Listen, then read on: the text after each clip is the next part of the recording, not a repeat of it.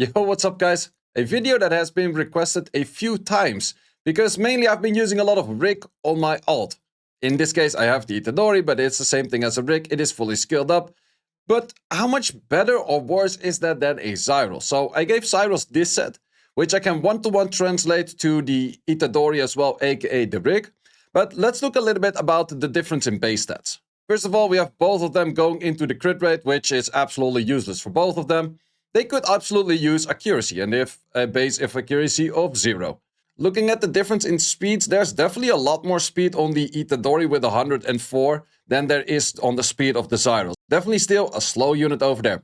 Attack-wise, we have a 911 into a 878. If we go on Swarfarm and we check the multipliers, we can check that the multiplier for a skill 3 is a 4.9 on, of course, that 111 base. If we go to the Itadori, as mentioned, the 878, and we have a skill multiplier of a 4.6. So definitely by pure damage output, Zaiross does beat the Itadori. But then talking about usability, I would say that the skill 1 of Rig is really good because it goes through damage reduction kind of skills. So into a Hellfest, you can just simply skill 1, it will die. Skill 2 does have a potential for an armor break. Plus skill 3 in this case has a lot of destroy. And it has the absorb, so there's more turn cycling. Whereas the Zaiross skill 3 has a chance for putting everything in cooldown. However, this is also a damage increase where you do more damage the moment that you have more attack than the enemy. Let's actually see if we just compare this set 1-to-1 and just see where the damage becomes more or the usability becomes better. There will be 4 different teams where I will be using this. First of all, of course, my Nefty's Tiana Kabila, which I have always been using a lot in arena offense. Of course, I also want to give it a try on the team that I mainly use on the alt. Sure, in that case, I use a Bernard, but in this case, I'll just go for a team where I can use the Kabila, because then I have to rerun less. But the idea, of course, is the same as a Bernard, it's just a different booster. We're also going to test it in the Siege, in the side of a Galleon plus a Tiana, and in the version where we go for a Dark Tanjiro. So let's see on those 4 teams, which would I classify stronger as one another? Let's start first with the arena. So let's first start off with the team of a Nefty's into a Tiana, or the other way around, and then the Zaiross over there.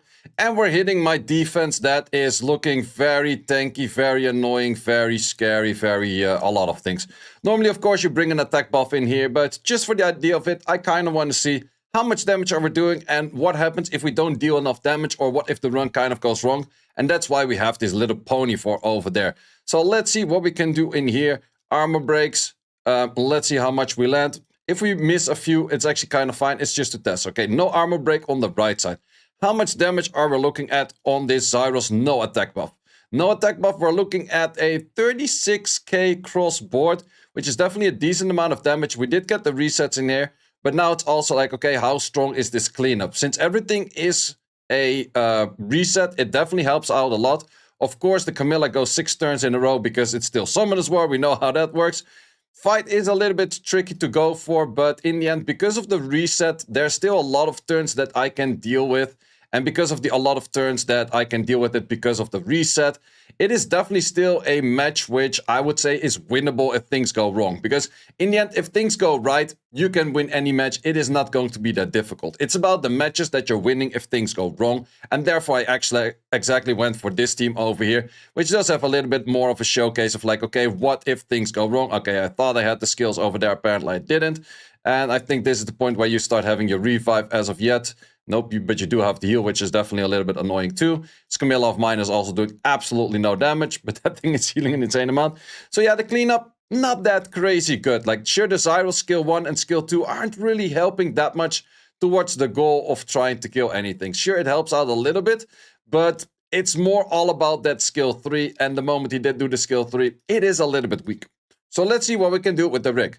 One thing to keep in mind, Zaiross does give you the option to go for an attack lead, whatever you want to switch in this particular team.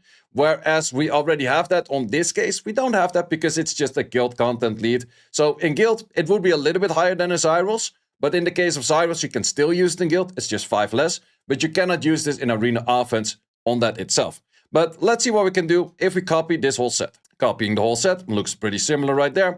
Let's see how much damage we can do with this. So we were looking at about like 36, 37k cross board. So let's see how much we're doing over here. Can we land most of it? We did land all of them in this case. Let's see if we hit this. How much damage are we looking at? We're looking at about a little bit less damage, which was definitely expected because of less multipliers in the first place. Also in this case, because you do a little bit less damage, you don't go for the full destroy, which is mostly the thing that makes it really nice that you get a lot of destroying. Also, we did miss the silence over there, so that part is a little bit worse. So the reset is actually really nice. And that's where Camilla once again goes a few extra turns. You are just stunned and you're not really gonna go anywhere from this point. Sure, at least we have these all working on you. Let's see if we can get a rotation off with a skill too, if that would be something along the lines of something that we would like to see.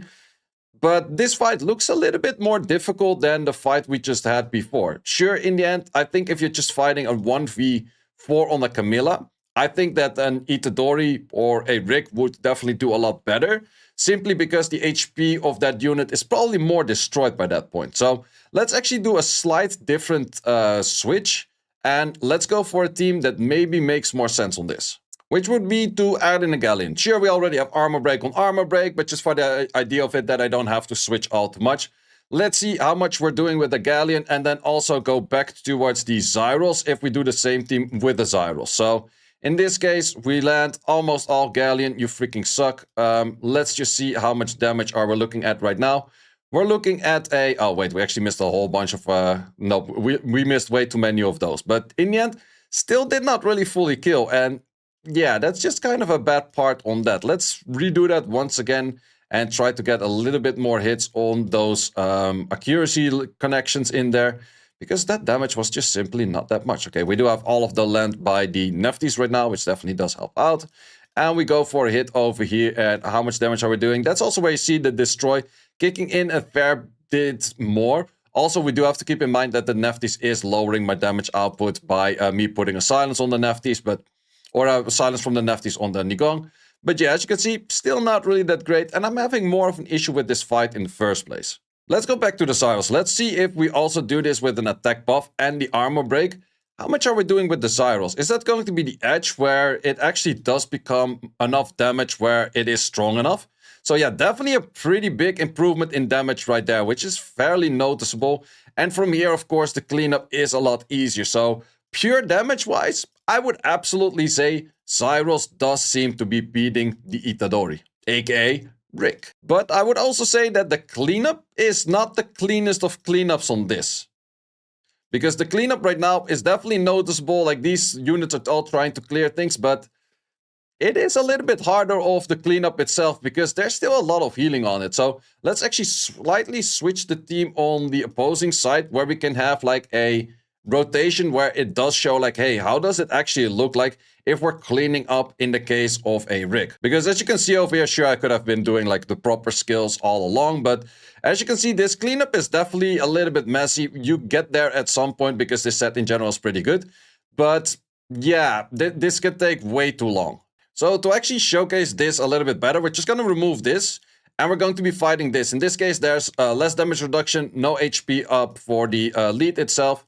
And in that case, I'm pretty sure that the Itadori would do enough damage that we can actually showcase something proper. So going in, armor breaks. Let's see, armor breaks cross board. Very good. Pretty sure we killed the 2 units on the left with this right now. Let's see if how the cleanup is going to be after. Okay, we did not fully kill. We do instantly get a hit on our asses as well. The destroyed HP is not that much, but you do already notice that the healing is just simply a little bit less. And with that healing simply being a little bit less, it is already better. Plus, I'm pretty sure that this skill 2 also has like it has an increased crit chance, but it doesn't have a full-on like guaranteed crit. So you can miss crit on this. But in the end, that skill in general is a lot stronger than a Zaiross skill 2 for the cleanup. So I would say cleanup-wise, definitely does feel a lot stronger to the Itadori as long as you kill the rest of the units. Let's see how that works like with the more free-to-play friendly version. But in this case, let's just go simply for this. Of course, if you got a more for outspeed, you gotta go for this. But let's just see what we get over here if we do rock something in like this.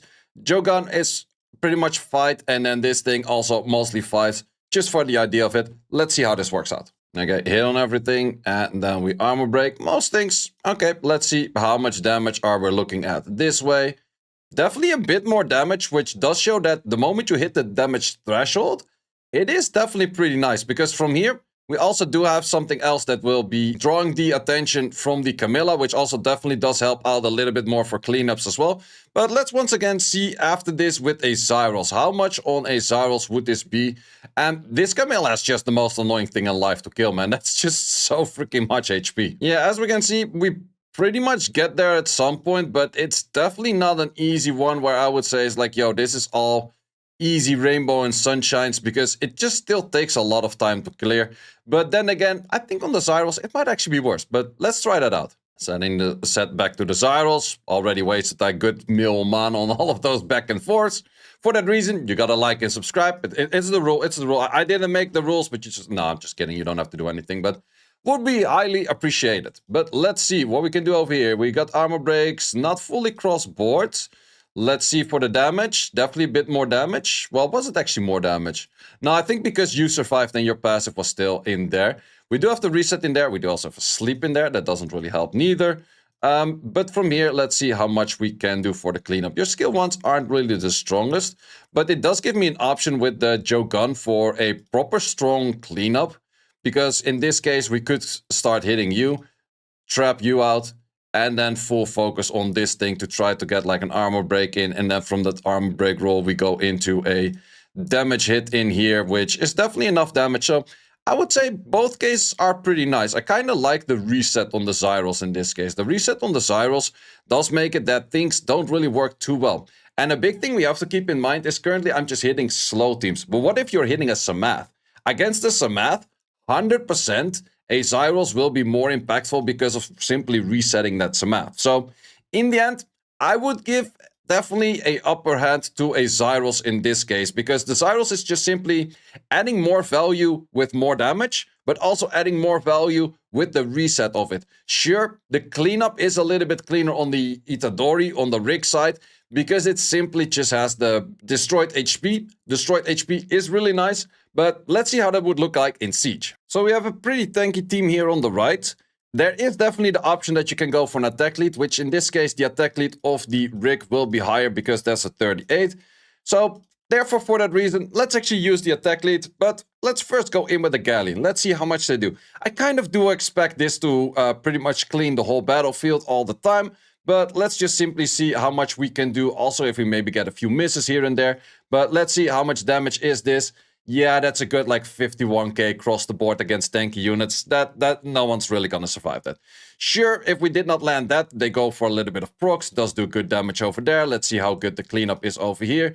We did not land that. Okay, that might actually be really bad. Do we start losing because of that right now? We did not crit that. I'm pretty sure that a Itadori would have cleared that for sure. I'm pretty sure it was also reset right now, so couldn't really go for the skills. But at least we're kind of getting a run in where it does show like, hey, if things go wrong, how wrong do they go? And as of thus far, it does look like going pretty wrong in here. But in the end, we still kind of... Okay. Well, in the end, we still kind of clear all of that. Let's try that out with a Itadori, aka the Rig. Let's see, how much damage are we looking at? We did like a 51, close to 52k on that thing in the middle. Armor breaks almost across the board. Did miss one, that definitely does happen from time to time. 47k, so a little bit less damage, but we do see that destroyed HP right away. So with that destroyed HP, also comes back with lower HP alive. We have this skill, which is definitely a bit better. Did also miss in this case, but it's definitely a bit better than the Zaiross skill. So in this case, I kind of give the upper hand to the Itadori, because I think the Itadori does have a cleaner fight for cleanups rather than the reset that the Zaiross has. Then the final test, we're gonna put that to a Dark Tanjiro. So with Dark Tanjiro, you can of course use the crit rate lead, but we're going to be using the leads of themselves. In this case, it's going to be a little bit less damage, but it's going to be more consistent of getting the armor breaks in. So we're going to be landing all of those armor breaks, which does also mean that I will guaranteed land all of the pushbacks or all of the resets.